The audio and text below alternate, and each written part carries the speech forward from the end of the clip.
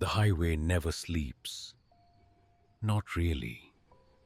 Even when the world feels quiet, there's this low, constant hum, like the road itself is breathing, waiting. I pulled up to the gas station just as the wind picked up, howling through the skeletal trees that lined the highway like silent sentinels. The flickering neon sign buzzed above me, casting uneven shadows across the cracked asphalt. Headlights glinted in the distance, but the cars never came closer. They just appeared, briefly illuminating the empty stretch before vanishing like ghosts. Some rules are meant to be broken, but some you never want to touch. I didn't know that yet, of course. I was new and eager and stupid in the way only a night shift rookie could be. The first thing I noticed stepping out of my car was the smell. Metallic, tangy, faintly burning, like something had been charred but not fully consumed. It clung to the air, mixing with the cold, sharp scent of pine and wet asphalt. The front door of the station groaned as I pushed it open.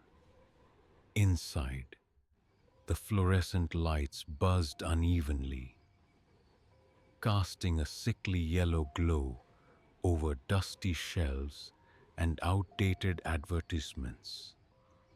Everything was normal, if your idea of normal included a sense that the place was watching you back. I shook off the feeling, laughed at myself, and muttered, "Just a job, just a night shift."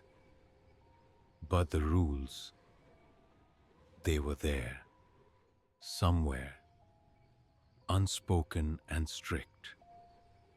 Some nights, you could get away with bending them. Other nights, you wouldn't. And tonight, I had no idea which it would be.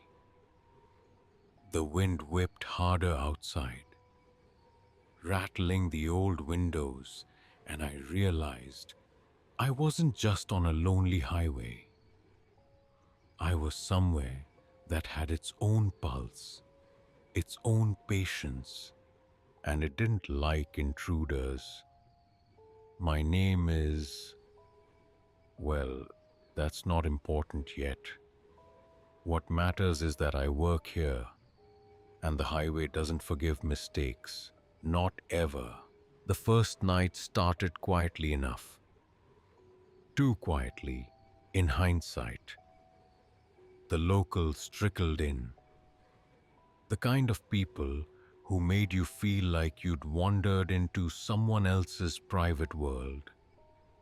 A man with a crooked smile and dirt-caked boots leaned against the counter for what felt like hours without saying a word.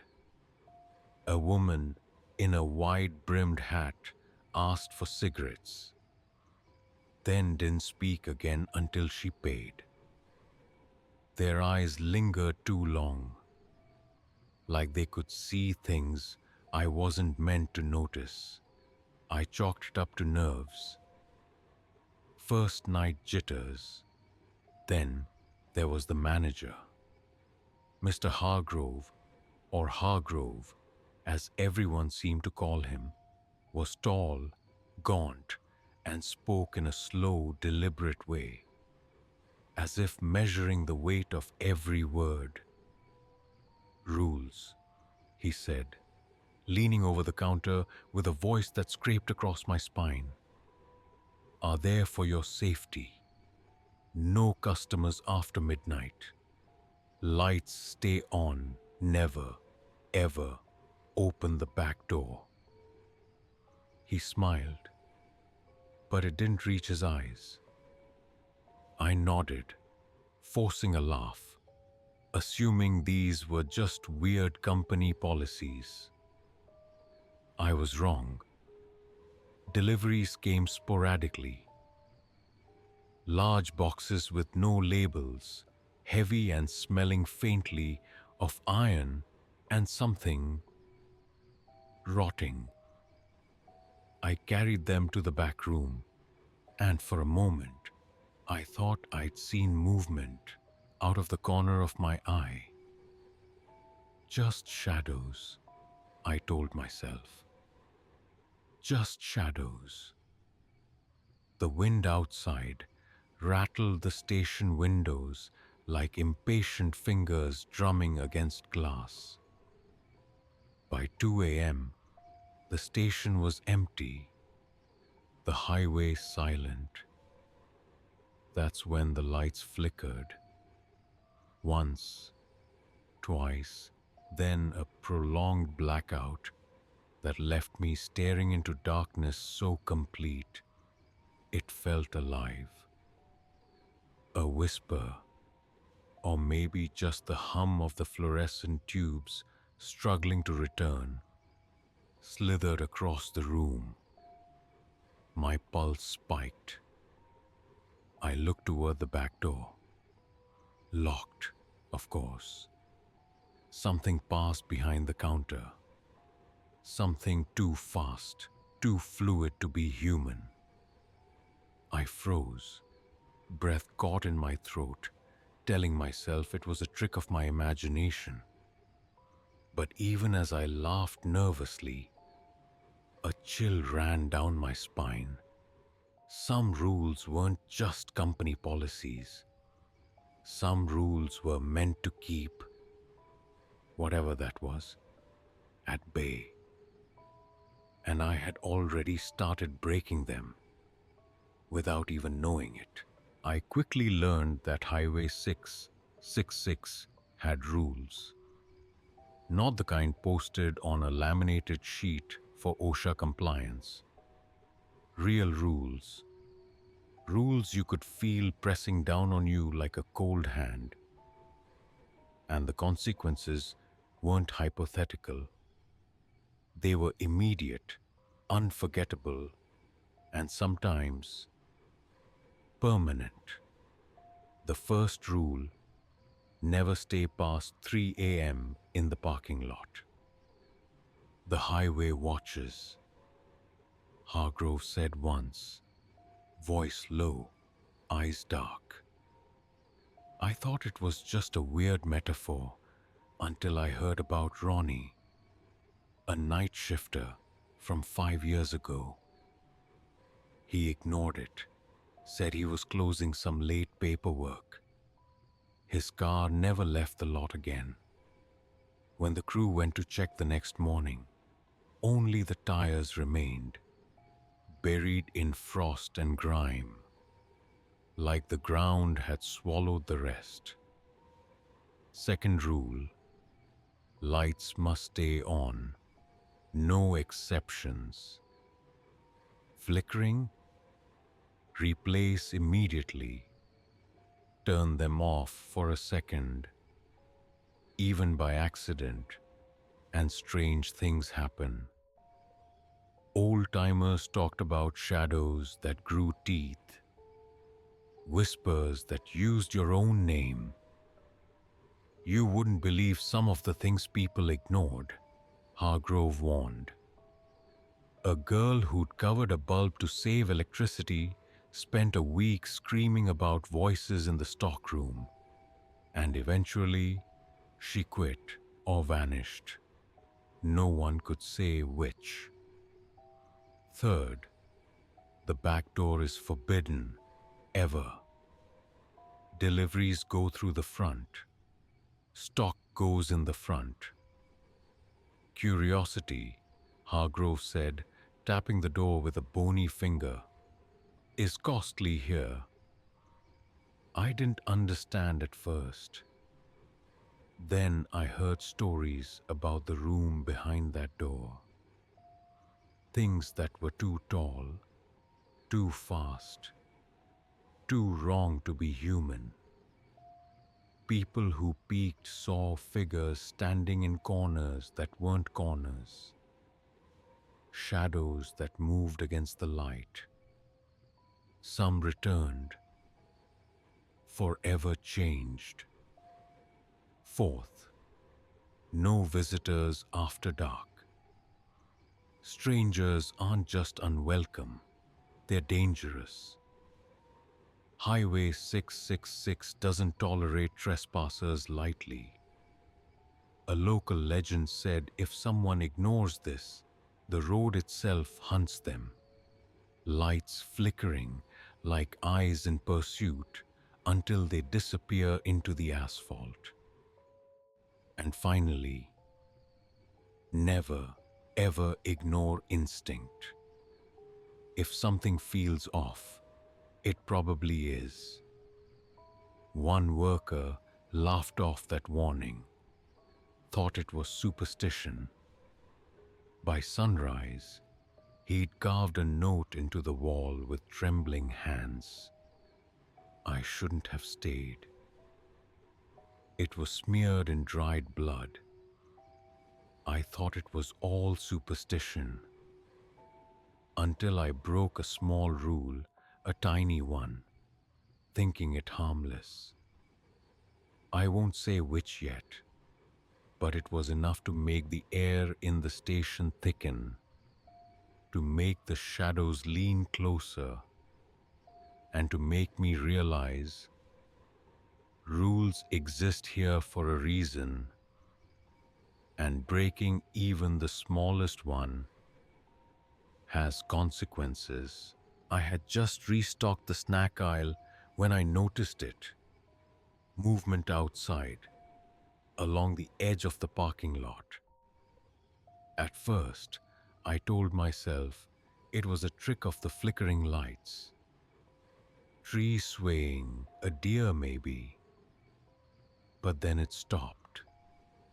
The motionless figure, tall, impossibly thin, standing just beyond the reach of the neon glow, wasn't moving like a human, not breathing like a human, and it wasn't leaving.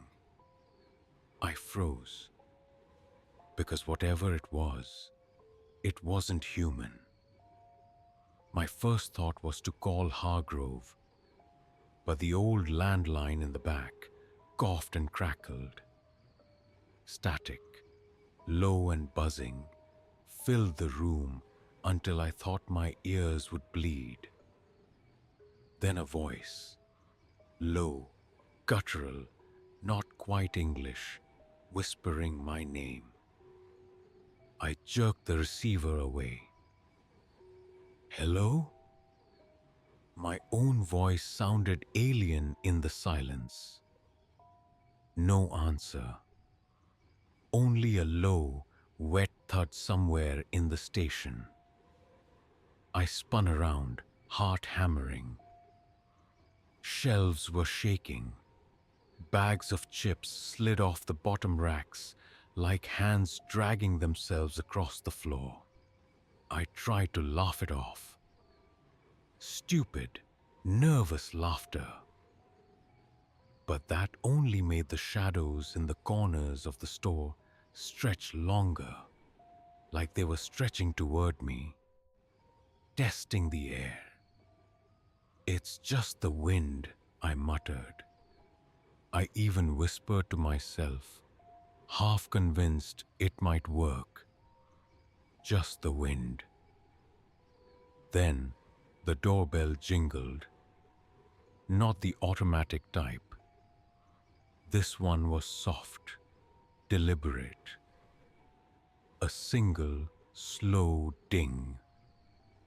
I whipped around. No car, no person, nothing but the empty lot, the snow-crusted asphalt, reflecting the neon sign in broken shards. I told myself to calm down. Rules, Rules, rules, rules. The voice in my head repeated Hargrove's warnings. Lights stay on. Back door never. Don't ignore instinct. Don't stay out in the lot past 3 a.m. I checked the clock. 2:43 a.m. Plenty of time. If I could just ignore the figure at the edge of the parking lot. I grabbed a broom, telling myself it was for protection, though against what I had no idea. The figure hadn't moved an inch. I stepped closer, trying to peer through the darkness. That's when it tilted its head. Just a fraction, but enough to make my stomach curl. The shadows around it seemed to pulse, like the darkness itself was alive. "Who's there?" I called out, voice cracking. Nothing. Just the wind now, gusting across the asphalt. My own reflection in the glass seemed wrong. Too tall, too thin, eyes hollowed and staring. And then, just as suddenly as it had appeared, the figure was gone. No footsteps, no tracks, just gone. I sat behind the counter shaking, muttering to myself, maybe I'm imagining it. Maybe I'm just tired. But deep down, I knew better. Something watched from the shadows, and it knew I'd seen it. Every creak of the old floorboards, every flicker of fluorescent light suddenly had purpose. The station wasn't just a building. It was a cage, and I was its newest inhabitant. That night, I realized the rules weren't arbitrary. They weren't suggestions. And maybe they weren't even meant to protect me from the outside.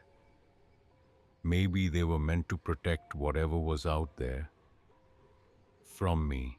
People around here talk in whispers, even when they're laughing. Highway 666 has a reputation that stretches back decades, though no one ever says it outright. Disappearances, odd accidents, cars found abandoned on the shoulder, tires buried in frost, the occupants never seen again. I started paying attention to the stories. Threaded forums, local news clippings pinned to the bulletin board behind the counter, and hushed gossip shared over coffee at the diner across town. Old-timers called it a living road. They said it remembers, like it keeps a ledger of everyone who dares to traverse it at night. Workers vanish, drivers vanish, travelers vanish. And sometimes, just sometimes, things return. But never the same.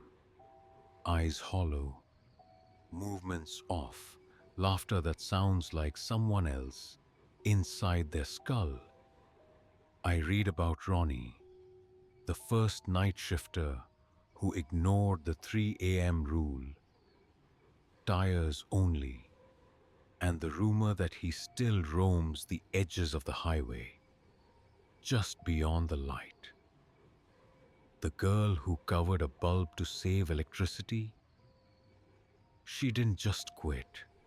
She started seeing things in mirrors, in windows, in shadows that weren't hers. And the stories weren't all old. Some were recent, barely a month old. People who'd been at the station for years, would nod grimly, never giving names, never going into detail, but making it clear the highway doesn't forgive. Some nights, I wonder if the stories were warnings or invitations. If you paid attention, you could see patterns, hints in the way the wind shifted, in the way shadows lingered longer than physics allowed. On forums, strangers swapped tips and warnings, treating the station and the highway like a puzzle they dared each other to solve. No one really solved it. Some disappeared mid-thread, usernames gone, profiles deleted, and yet I had to work. I had to be here. The highway doesn't care who you are. It just observes, and occasionally it acts.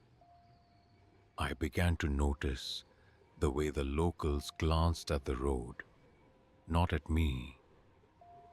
How they never mentioned certain nights, certain hours, like some knowledge was too dangerous to share, like the highway itself would punish those who spoke too freely. It was just another quiet night when I realized how fragile the boundary was between the ordinary and the horrific. That night would be different. That night would push everything I thought I knew about the station and the rules to their breaking point.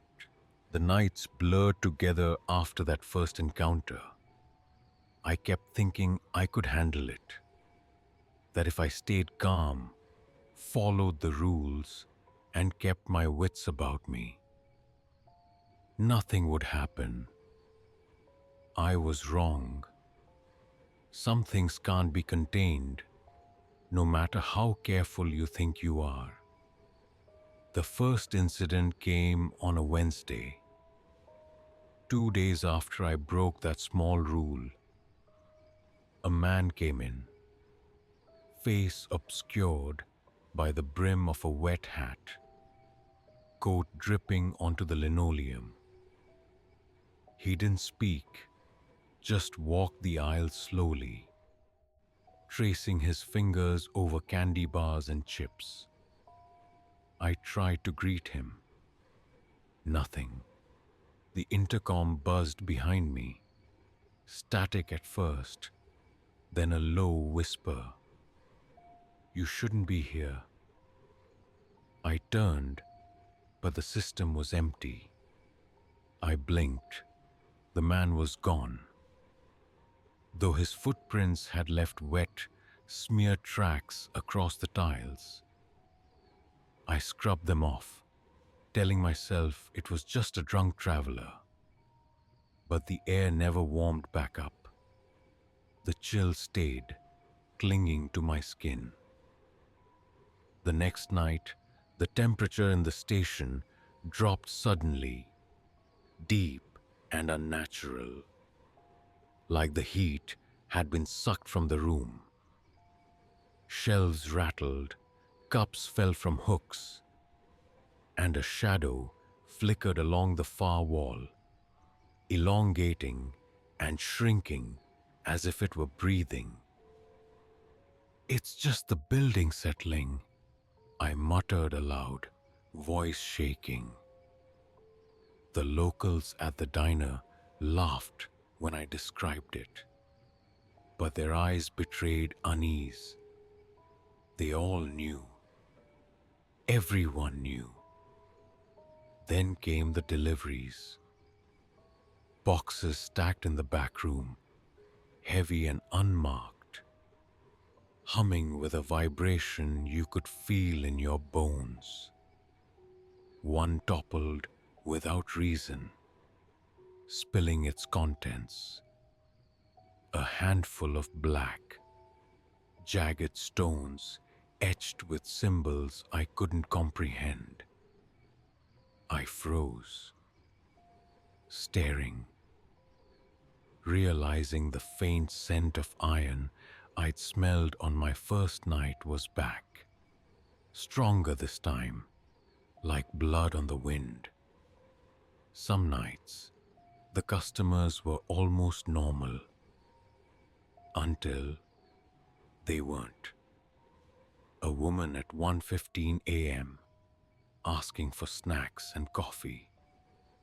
I turned to ring her up, and when I looked back, she was gone, leaving only a lingering smell of burnt sugar and ash. I tried to rationalize. Maybe she left a tip behind. Maybe she had to go. Maybe it didn't matter. But the lights flickered, and in that brief dark, I swore I saw her face reflected in the glass. Eyes blacker than any human's. Every incident chipped away at my sanity, each night layering fear upon fear. Hargrove's warnings, once abstract, were now painfully concrete. The rules weren't suggestions, they were lifelines, and I had been careless. Then came the night I saw it clearly. Not a shadow, not a whisper, but something standing on the lot, just beyond the neon glow. Its shape was human in outline, but the edges shimmered, wrong and fluid, as though reality itself refused to contain it. I backed up, knocking over a display of energy drinks, my hands trembling. The symbol on the jagged stone I dropped from the last delivery flashed in my mind. The same one etched into the figure's chest. I shouldn't have done that, I whispered to myself, heart hammering, breath ragged. It tilted its head slowly, deliberately, acknowledging me. The air thickened, pulsing with intent. I realized I'd broken another rule, though I didn't know which one this time. And whatever it wasn't just watching anymore. It was waiting. I should have left. I should have walked out the front door, car keys in hand, and never looked back. But I didn't. Something in me, curiosity or foolish pride, pushed me forward. I wanted to see it. I wanted to understand what had been lurking outside for nights. And I wish I could tell you what happened next. But even now, I can't explain it. It started with the lights again, flickering violently, shadows crawling along the walls like black smoke. I could hear it before I saw it. A low, guttural breathing, wet and uneven, echoing from every corner of the station at once. My own heartbeat thundered in my ears. "Stay calm. Stay calm," I whispered, gripping the counter. The hum of the neon sign overhead warped, stretching into a high, keening scream that made my teeth ache. Then the movement, a blur near the snack aisle. I spun, swinging a broom like a weapon, but it passed through air as if gravity itself had abandoned it. The intercom burst to life with a chorus of whispers, repeating my name, growing louder with each syllable. I ran, slipping on the wet tiles, crashing into shelves that toppled with a deafening clatter. Chips, cans, bottles, all raining down like the aftermath of a storm. I tried the back door, locked. Of course, Hargrove's warnings echoing in my mind, sharper now. Never, ever open the back door. My hand trembled on the handle, almost, just almost against my better judgment. The temperature plummeted. Frost formed on the glass, tracing patterns that seemed deliberately mocking. Eyes staring back at me from the ice. And then it was in the aisle with me. I could feel its weight, cold and wrong, pressing down on my chest. The air smelled of iron and decay, and the lights overhead stuttered, flickered, and went out completely. In the darkness, I could see the faint shimmer of its shape, undulating, impossibly tall, and those black, hollow eyes that didn't blink, but watched. Every instinct screamed at me to run, yet my feet refused. Please, just leave me alone, I shouted, voice raw, echoing in the hollow space.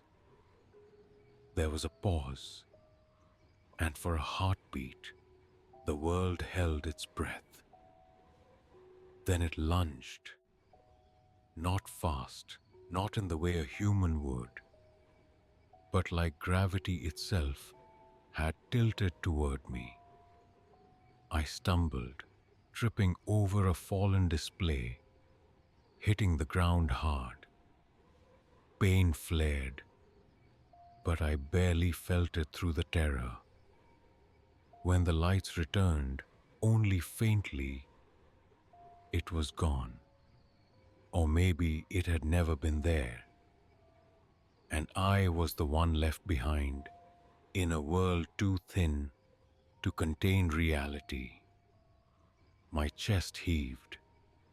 My hands were shaking. Every shelf, every aisle, every shadow seemed to watch. I knew then, some rules aren't just for keeping you safe. Some rules are for keeping things out. And I had failed. I crawled behind the counter, gripping the edges, praying that sunrise would come faster than it ever had in my life. The station had won this night. I hadn't, not yet, but the weight of what I'd done, the rule I'd broken, the creature I tempted, pressed down on me. And I realized nothing would ever be the same. I survived, barely. The sunrise came like a merciful lie, pale light creeping through the frosted windows, revealing the mess I had left in my panic. The station looked normal again, almost ordinary, but I knew better. I knew that what I had seen, the figure, the whispers, The way reality bent around it was still out there, lurking just beyond the neon glow. And I was different now. I can't sleep properly. Every shadow feels too deep. Every gust of wind too deliberate. I catch myself checking corners when no one is there, listening for sounds that shouldn't exist. Friends ask if I'm okay. I nod. I lie. Some things are better left unseen. But you've already read this far. You understand the danger, even if you haven't felt it yourself.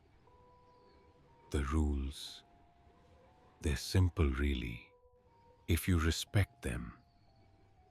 No back doors, lights on. Don't stay out past 3.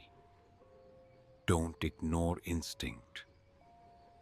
And yet, knowing them doesn't make you safe. It only gives you a faint chance to survive. I broke them, and I paid the price. The price isn't just fear. It's knowing the highway remembers, that it waits for the next mistake, the next curious soul. If you ever find yourself on Highway 666, remember the rules. Don't assume they're superstition. Don't assume you're clever enough to test them. And for the love of whatever keeps you human, don't think you can see it and walk away unchanged. Some things leave marks you can't wash off, shapes you can't unsee, and memories that twist in the dark until you're never quite certain which way is reality. I don't work the station anymore. I don't drive that highway at night.